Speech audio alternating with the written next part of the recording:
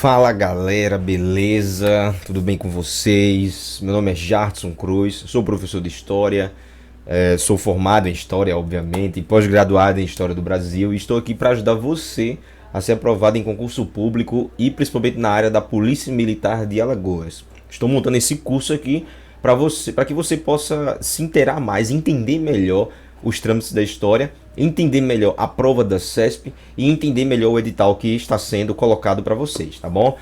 O edital ainda não saiu 2021, mas a gente vai trabalhar em cima do último edital 2018, que praticamente vai ser a mesma coisa. Acredito que não terá muitas mudanças e alterações. Então, nessa aula de hoje vai ser voltado para a história voltada a Polícia Militar de Alagoas, quase que não sai, né? Mas enfim, vamos lá.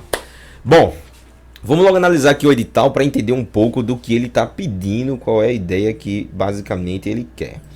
E o edital, ele traz os seguintes pontos. Deixa eu botar o lápis aqui para ficar mais legal. Bom, tem esses aspectos aqui que é a história geral, né? E a história geral é muita coisa, tem muito conteúdo. São as primeiras civilizações, Idade Média, Moderna e Contemporânea. É praticamente história completa, como um todo. E tem história do Brasil, que é a parte da história do Brasil que vem expansão do capitalismo, que é a expansão marítima aqui nesse aspecto, cronologicamente falando. Brasil 500 anos. Aí esse Brasil 500 anos vem estrutura econômica, política, social e cultural. Depois sociedade colonial, como era a estrutura social da colônia do Brasil. Família real no Brasil, que é o período joanino. E o período regencial, né? Os períodos regenciais. Que na verdade só teve um período regencial, não sei por que botaram em plural aqui. Período republicano, que é a República Velha no Brasil. Tenentismo, que é um fato que aconteceu durante a República Velha no Brasil. Foi uma série de movimentos organizados por tenentes, por isso o nome tenentismo. E temos aqui a crise de 29, vamos analisar. A Era Vargas, que vamos apontar também. E a Nova República e a Globalização. Aí vem aspectos da história de Alagoas, né, que fala sobre aspectos históricos do estado de Alagoas, colonização, povoamento, sociedade e indústria, tá bom? Então, esse é o edital do último concurso. A gente vai trabalhar em cima dele para que você possa realmente aprender, entender, dominar essa área do conhecimento, que muita gente cai por causa das provas de história aí, né? Teve o caso da prova de Pernambuco e é o caso da prova de Alagoas aí, que vem pesado. Eu acho que essa parte de história de ciências sociais é pesado. Geografia nem é tão difícil assim, mas história realmente vem muita coisa a ser feita. Então vou tentar aqui compilar isso em 20 aulas para ficar prático para todo mundo e que todo mundo possa entender, beleza? Então vou começar por onde? Qual vai ser o primeiro ponto que nós vamos abordar? Nossa aula agora, vamos abordar a história do Brasil, beleza? Então vamos abordar aqui nesse aspecto de expansão do capitalismo, que é a expansão marítima do século XV, que é a expansão do mercantilismo, a expansão do conhecimento europeu, né, frente ao mundo que eles conheciam ali, que é o mundo medieval, e essa transformação política, econômica e social que vai ocorrer durante esse processo, beleza? Então, vamos lá, acompanha aí a aula comigo. Saca aí. Bom, expansão marítima, cara. O que foi a expansão marítima? Vamos entender logo o contexto histórico do processo. A expansão marítima foi basicamente quando os europeus se lançaram ao mar em busca de uma nova rota para reabrir as ligações comerciais com o Oriente, cujas essas rotas haviam sido quebradas por terra. Então eles entraram nessa empreitada e foram para essa aventura com o objetivo de obter uma rota comercial para religar o comércio de especiarias que havia sido interrompido na Europa. Para entender esse contexto, vamos voltar um pouco no tempo e entender a Idade Média. O que foi a Idade Média, né? Então a Idade Média foi o período, basicamente, entre ali, quando termina a Idade Antiga, a Antiguidade, e quando inicia a Idade Moderna. Esse período do meio é chamado de Idade Média.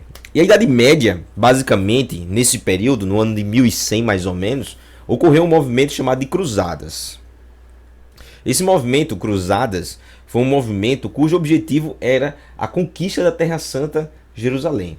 A turma tava, os europeus católicos viram que Jerusalém, a cidade sagrada, que foi lá onde Cristo nasceu e morreu, estava sendo sucumbida, tomada pelos muçulmanos. O que acontece?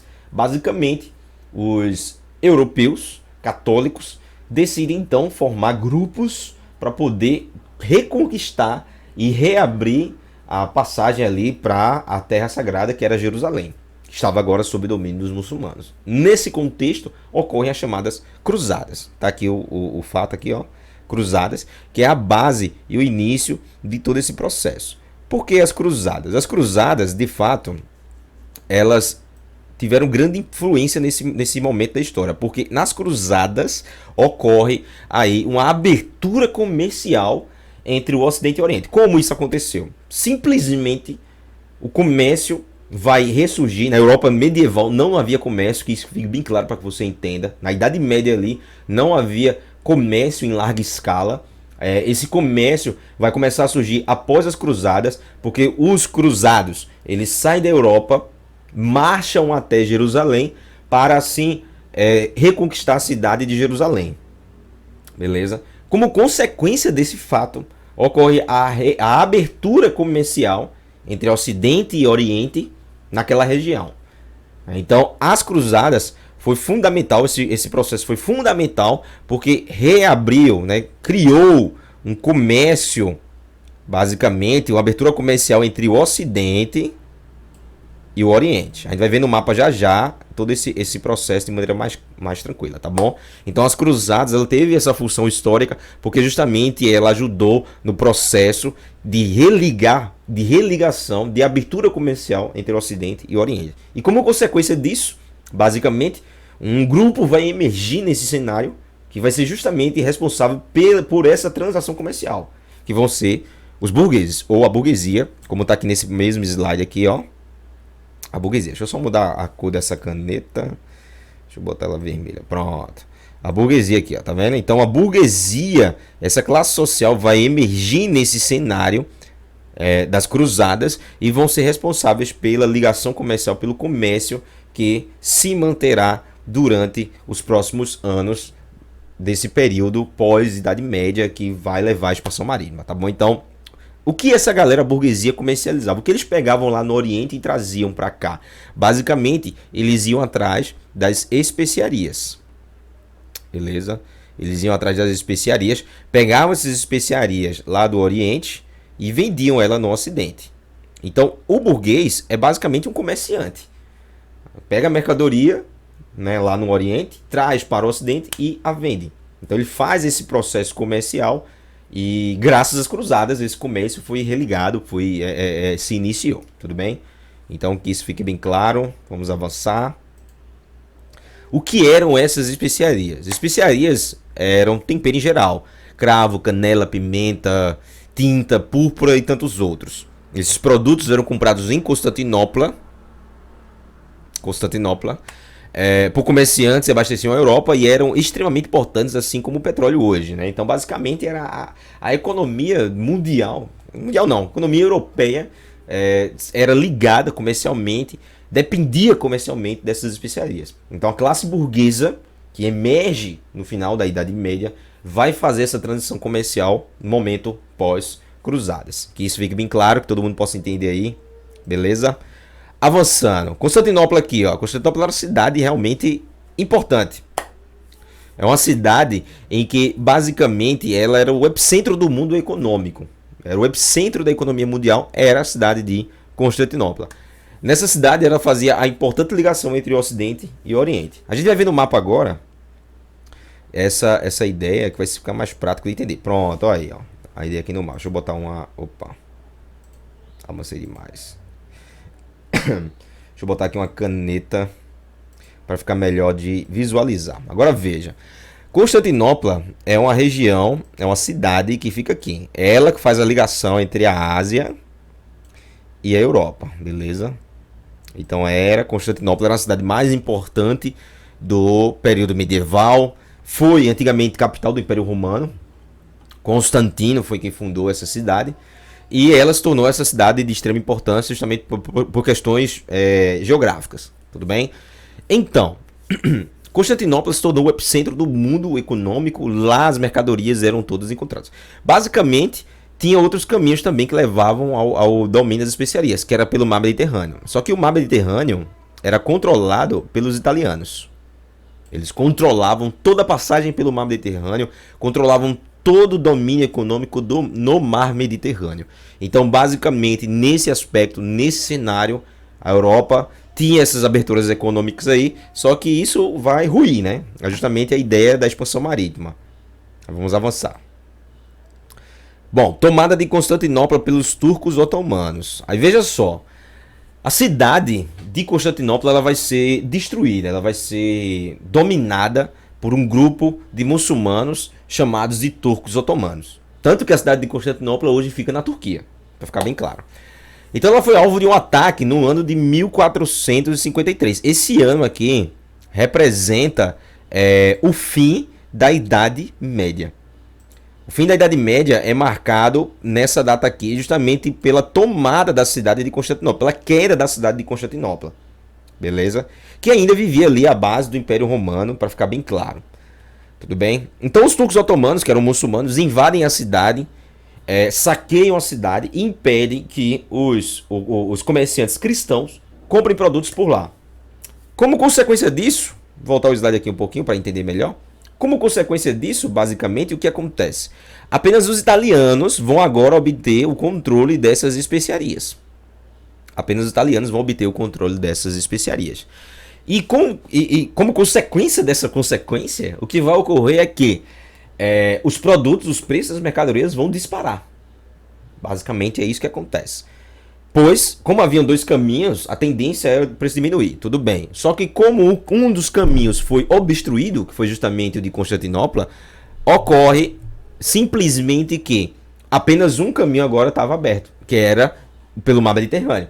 E esse caminho, essa única abertura, fez com que o preço do produto se encarecesse, se tornasse cada vez mais caro. E já era caro pra caramba, e agora ficou muito mais caro. Então o europeu começou a sofrer com a crise de abastecimento.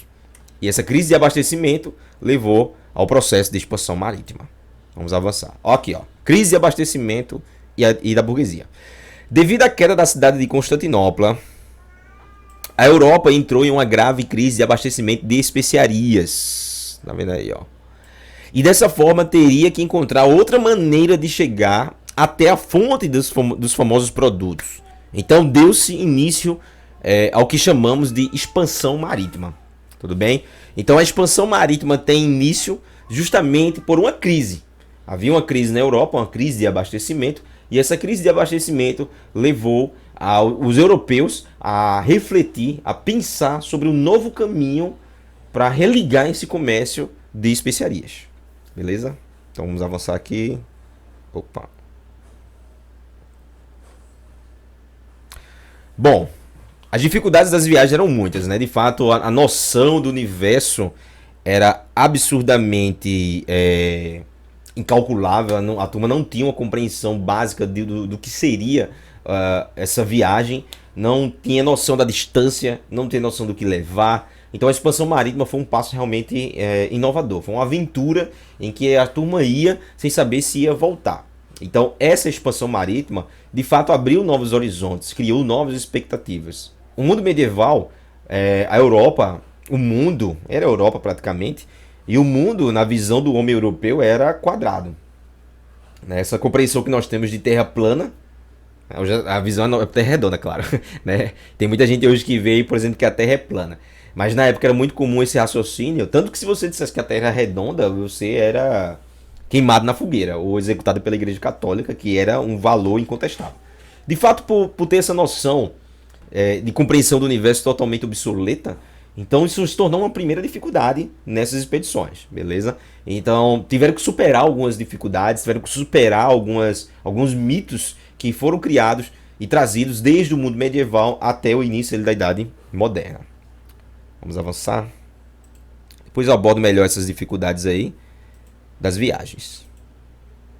Bom, a primeira nação a entrar nessa empreitada, a viajar nessa expedição foi justamente Portugal. Portugal foi o primeiro país da era moderna, o primeiro estado moderno a se concretizar, foi a primeira nação a se formar na Europa e, como consequência disso, também o primeiro país a se lançar nessa expedição marítima. Beleza? Então vamos analisar por que Portugal foi o primeiro país. Bom, Portugal era uma potência, fato. né? Em meio a essa crise, Portugal estava à frente das outras regiões da Europa, pois foi a primeira nação a se organizar como um país, a ter um exército nacional. Porém, vou pontuar aqui alguns fatores que levaram ao pioneirismo português nesse processo. Então, o pioneirismo português é justamente Portugal ser o primeiro país a se lançar ao mar, a se lançar nessa empreitada que foi a expansão marítima. O primeiro fator é o seguinte: centralização política. Veja, como eu já disse, né, foi o primeiro país da Europa a se formar, Portugal. Foi o primeiro país a ter uma unidade territorial nacional. Foi o primeiro país a ter uma formação territorial consolidada. Foi o primeiro país, no caso, por que isso aconteceu, né? Você pode se perguntar isso. Por que Portugal foi o primeiro? Na verdade, a Europa ali, na parte da Península Ibérica, a Península Ibérica é um pedaço da Europa em que fica Portugal e Espanha. A aula de geografia agora, península, significa quase ilha, onde tem 3 partes cercadas por água e uma que liga ao continente. Isso é chamado de península. E a Península Ibérica, tem a Península Itálica também, mas a Península Ibérica é formada por Portugal e Espanha. Basicamente, Portugal ali, aquela parte da Península Ibérica, eram dominadas por muçulmanos. O que acontece? Os muçulmanos são expulsos pelos católicos e os católicos, unidos pela questão religiosa, começam a formar estados e nações naquela região. O primeiro estado a se formar, depois que expulsam os mouros ali, expulsam os muçulmanos, o primeiro estado a se formar foi o estado portucalense, foi a nação portuguesa, que se forma aí. Então, essa centralização vai gerar recursos em escala nacional, vai trazer uma monarquia forte e centralizadora. Então, é esse cenário aí que vai se manter nesse período, beleza? Outro fator: uma posição geográfica favorável. Havia uma posição geográfica. Portugal é a ponta da Europa, todo mundo sabe disso. Então a posição geográfica de Portugal era extremamente favorável. Você não precisa nem explicar muito, você já está ligado nisso aí. Outro: havia escola de navegação, chamada de Escola de Sagres, que era uma escola que ensinava a navegar. Isso aqui é um ponto formidável. Portugal estava muito à frente do seu tempo com relação à navegação. Tudo bem? Tinha conhecimento de instrumentos de navegação.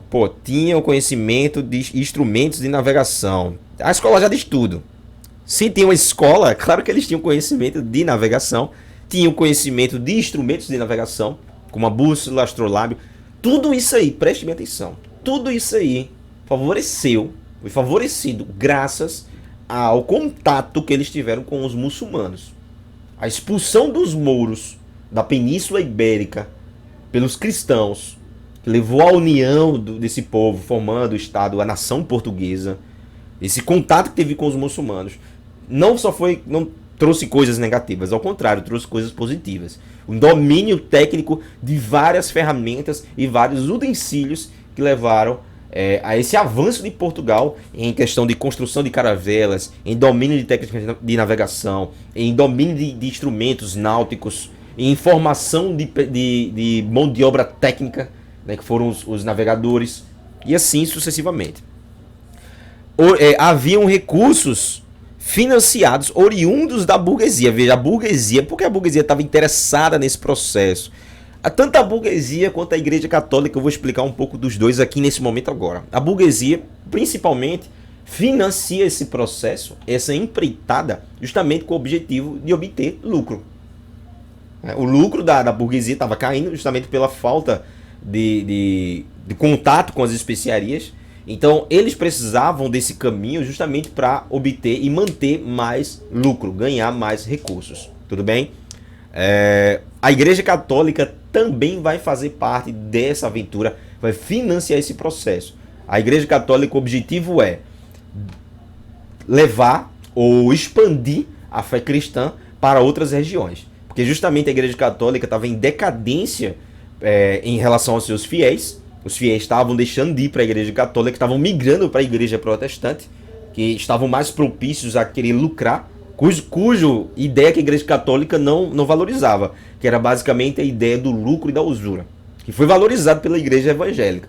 Então, como consequência disso, A grande maioria dos nobres e membros da alta sociedade e da burguesia também saíram da igreja católica e migraram para a igreja protestante ou a igreja evangélica do período. Então a igreja católica entra em decadência. Aproveita esse momento para colocar jesuítas nesse cenário aí, empurravam a igreja nos barcos para justamente nesse processo de expansão eles expandirem também os ideais cristãos.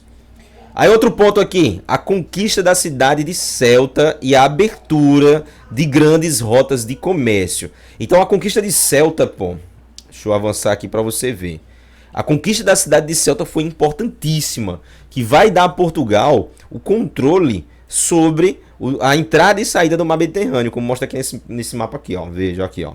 Nessa parte aqui da cidade de Ceuta aqui, Portugal vai dominar essa região e eles vão controlar a entrada do mar Mediterrâneo para o Oceano Atlântico. Isso vai dar a Portugal um conhecimento muito importante, recursos também vindos da África, que vai favorecer o seu desenvolvimento como superpotência da época. Tudo bem? Tranquilo, né? Fácil. Então vamos avançar.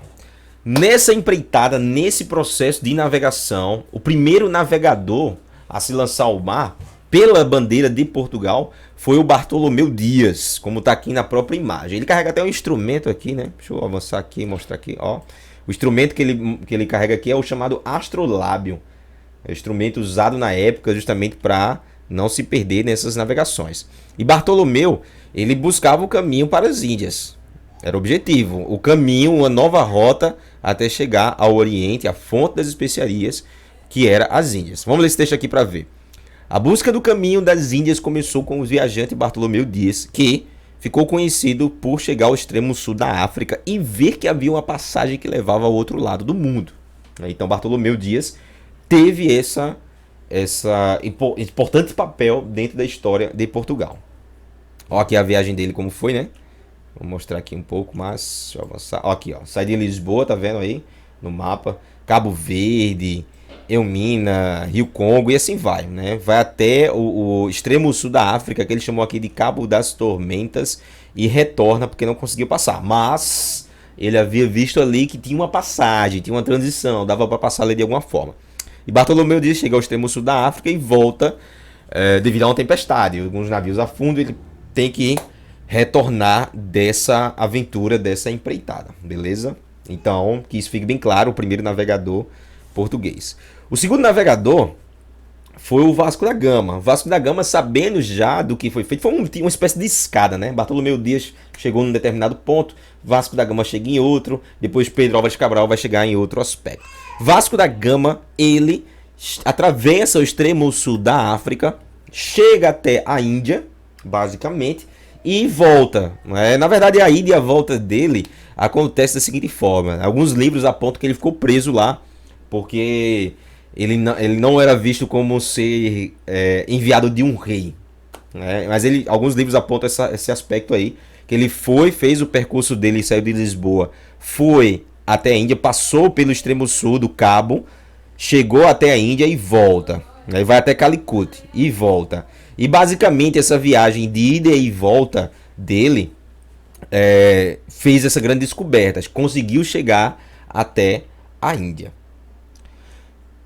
Beleza? Então, outro viajante, o último nesse aspecto, nesse cenário aí, foi o Pedro Álvares Cabral. Que Pedro Álvares Cabral conseguiu fazer a viagem de resgate de Vasco da Gama e, consequentemente, também descobriu o Brasil. Ele foi uma viagem com cerca de 12 caravelas e fragatas. Foi a viagem dele, que foi a frota de Cabral, nesse cenário. E durante a viagem dele, ele chega até o Brasil. Alguns apontam que isso foi um acidente, um vento, um vento pegou eles e acabou chegando ao Brasil. Outros afirmam, basicamente, que já havia uma ideia, uma noção de Brasil, que havia nesse aspecto, uma ideia de Brasil nesse cenário. Havia uma noção de que existia algo aqui, né? Como já mostra, vou ter um slide que eu passei aqui. Deixa eu voltar aqui um pouquinho mais, para vocês verem aqui. Aqui, pronto. Antes mesmo da viagem de Pedro Álvares Cabral, Portugal e Espanha, que eram as duas potências da época, né? Espanha a gente vai falar já já, eles assinaram um acordo um acordo que foi chamado inicialmente de Bula Intercoentra. Bula Intercoentra é essa pequena faixa essa linha imaginária aqui, ó, vermelha, tá vendo? É a chamada Bula Intercoentra.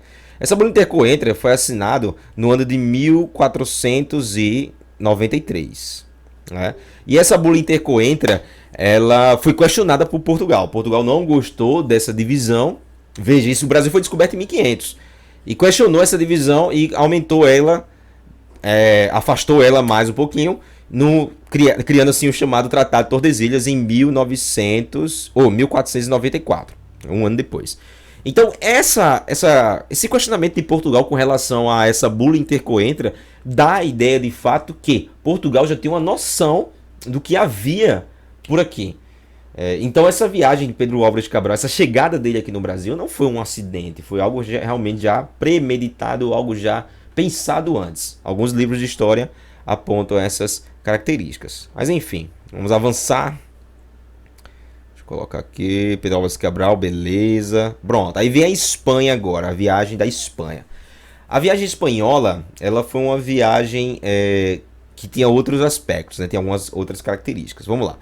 O segundo país aí nessa empreitada foi a Espanha, que após a expulsão dos muçulmanos da Península Ibérica, se unificou como país-nação, criando condições favoráveis para a expansão marítima. Avançando. Cristóvão Colombo, então, foi o primeiro navegador desse cenário. Foi um navegador que, na verdade, ele é italiano, mas ele navegou pela bandeira espanhola.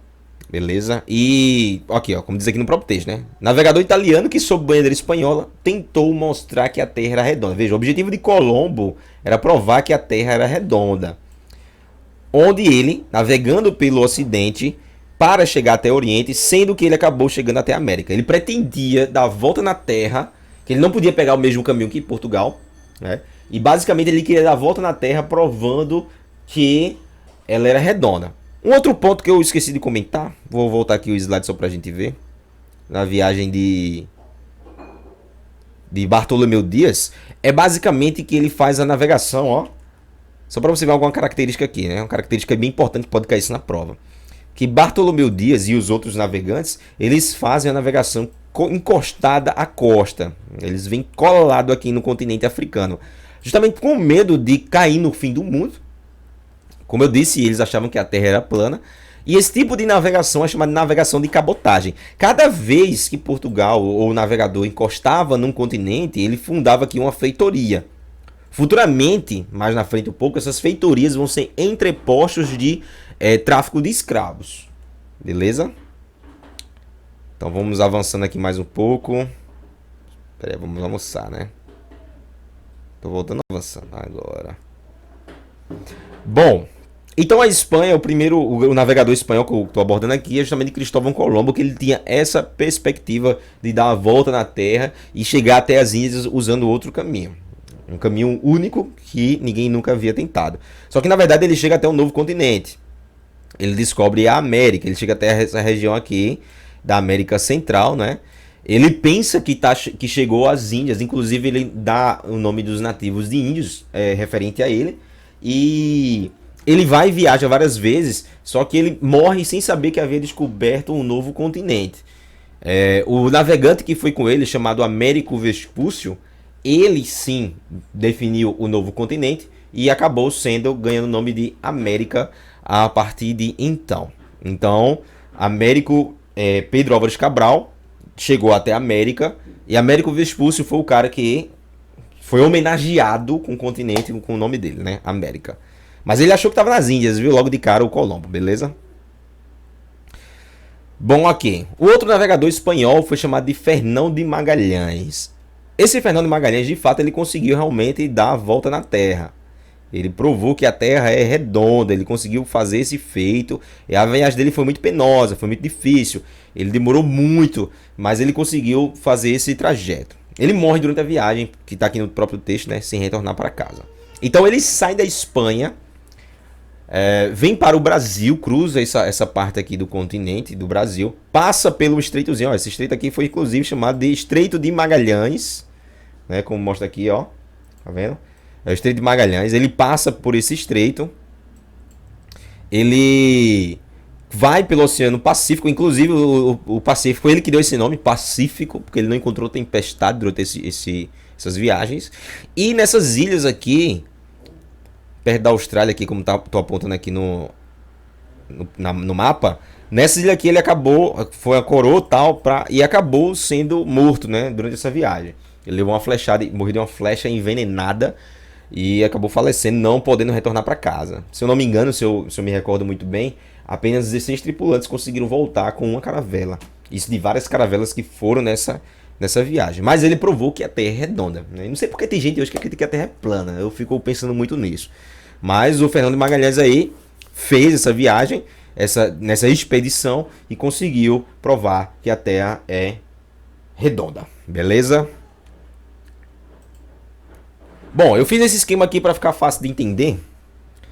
Eu vou tentar explicar aqui para vocês. Deixa eu colocar aqui para analisar de ponto por ponto, beleza? A expansão marítima, a história do Brasil, está ligado à expansão do capitalismo. Esse é o tema, expansão do capitalismo. A expansão marítima ela é também vista como expansão do processo capitalista, beleza? Então o embrião do capitalismo é chamado de mercantilismo. As nações que foram nesse processo são Portugal e Espanha. Tudo bem? As duas nações que iniciaram esse processo. Assinaram um acordo, que foi a Bula Intercoentra, como eu já falei, e o Tratado de Tordesilhas. Beleza? Aí vem, ó. O que foi a expansão marítima? Por que ocorreu? Crise de especiarias na Europa medieval levou a uma busca de novas rotas para reabastecimento da Europa. Então os pioneiros da viagem foi Portugal e Espanha, ó, pioneiros no processo de expansão, que reuniam condições econômicas e sociais favoráveis para o processo. Quais eram essas condições? Situação geográfica favorável, formação de um Estado forte centralizado, recursos vindos da burguesia, crise da Igreja Católica, que também vai participar desse processo, domínio de novas tecnologias e escola de navegação. Tudo bem? Consequências dessas viagens: descobrimento do Brasil, novo caminho para as Índias, Portugal e Espanha se tornaram superpotência, massacre de tribos indígenas, o Atlântico se tornou o eixo, como novo eixo econômico, e expansão da Igreja Católica. Beleza? Então são esses aspectos aí que marcaram essa expansão marítima, e vamos agora para algumas questões para poder fixar melhor esse conhecimento. Então, vamos lá. Então, voltando para cá. Aí vamos lá. Essa questão aqui é uma questão interessante. Não é uma questão da CESP, a gente vai abordar uma questão da CESP daqui a pouco. E ela diz assim, basicamente. Deixa eu botar aqui um apontador para ficar mais fácil. Veja.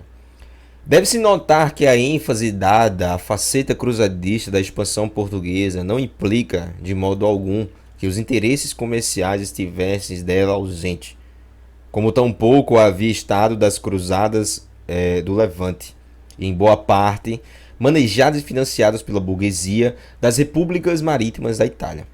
Tão mesclado andavam os desejos de dilatar o território cristão com as aspirações por lucro mercantil que, na sua oração de obediência, o pontífice romano Dom João II não hesitava em mencionar entre os serviços prestados por Portugal à cristandade o trato de ouro de mina, abre aspas, comércio tão santo, tão seguro e tão ativo, que o nome do Salvador, nunca antes nem de ouvir dizer conhecido, ressoava agora pelas pragas africanas.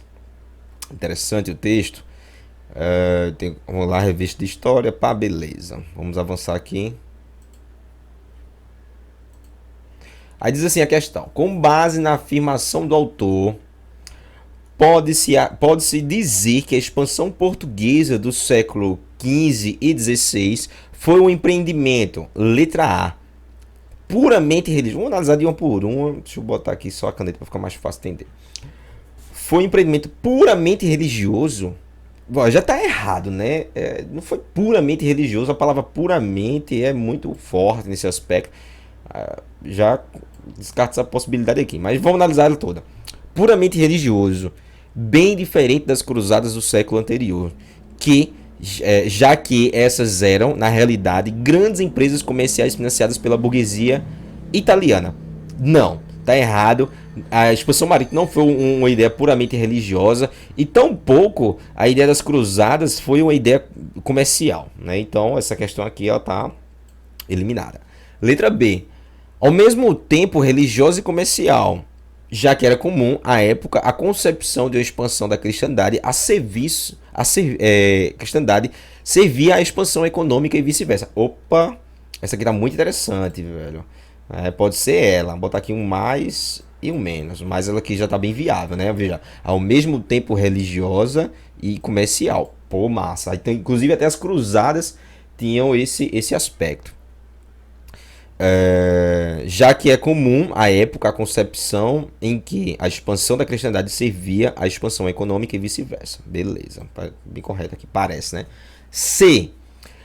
Por meio do qual os desejos por expansão territorial portuguesa dilatava a fé cristã e conquista de novos mercados para a economia europeia, mostrar-se-iam incompatíveis. Pô, velho, veja, a expansão territorial portuguesa, dilatação da fé cristã e conquista de novos mercados para a economia europeia mostravam-se incompatíveis? Claro que não, eram muito compatíveis. O próprio texto deixa bem clara essa noção, que essas ideias eram bem compatíveis, então elimina também. Letra D. Militar. Assim como as cruzadas dos séculos anteriores, e no qual objetivos econômicos e religiosos surgiram como complemento apenas ocasional. Pô, foi um acidente, um complemento ocasional. As cruzadas, ou no caso a expansão marítima, foi com intenções militares? Não. A ideia foi econômica e religiosa, estavam juntas nesse atrelado ao processo. Mais econômica que religiosa, mas a religião entrou nesse meio também. Que naquela época era tudo junto, né? Não tem como fugir dessa regra, não. Então essa aqui também está eliminada. E letra E, que visava exclusivamente, olha, quando vem essas palavras assim, véio, exclusivamente, lucro com o comércio intercontinental, a despeito de, oficialmente, autoridades políticas e religiosas afirmarem que seu único objetivo era a expansão da fé cristã. Tá errado também. Tem muito único, muito exclusivo. Então, o único objetivo era a expansão da fé cristã? Jamais foi essa ideia. A ideia foi bem clara. Reabrir o comércio com as especiarias. Então, a correta aqui é letra B. Beleza? Vamos avançar. Ok, essa questão caiu no concurso da Polícia Militar de Alagoas de 2018, se eu não me engano. Vou pegar, só tem um enunciado aqui para ficar mais prático para todo mundo entender e ficar mais prático para todo mundo compreender o raciocínio, beleza? Vamos ler que é o enunciado, que foi anunciado justamente lá da prova. O século XV, navegadores europeus rumaram... Deixa eu botar o marcador aqui, o apontado, vai ficar melhor. No século XV, navegadores europeus rumaram ao sul do Estreito de Gibraltar e alcançaram diferentes pontos da costa africana. Em 1492, a expedição de Colombo atravessou o Atlântico e desembarcou no Caribe. Em 1498, uma esquadra portuguesa alcançou Calicut, na Índia, e em 1500, Cabral chegou ao Brasil. Esses eventos receberam diferentes nomes, descobrimentos, navegações, etc.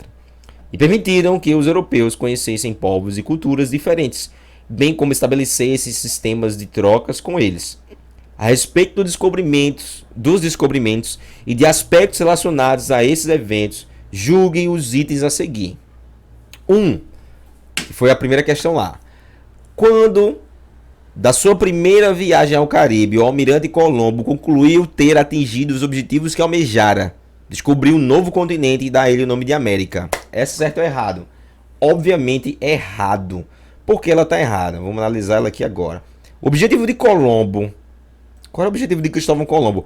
Era chegar à América, descobrir esse novo continente e dar ele o nome de América? Não. O objetivo de Colombo era dar a volta na Terra. Claro, mas era chegar à Índia, né? Para chegar até a Índia e criar uma nova rota de especiarias. Ele acabou descobrindo um novo continente como consequência desse processo. Então, essa questão aí, ela é falsa. Beleza? Então, pessoal, veja só, essa é a nossa primeira aula, nosso primeiro encontro. E nas próximas aulas eu vou trazer outras informações, outras ideias. Falaremos sobre história do Brasil agora, sobre os aspectos da história do Brasil e alguns elementos que estão lá no edital. Beleza? Espero que vocês tenham gostado e até a próxima. Obrigado, tchau!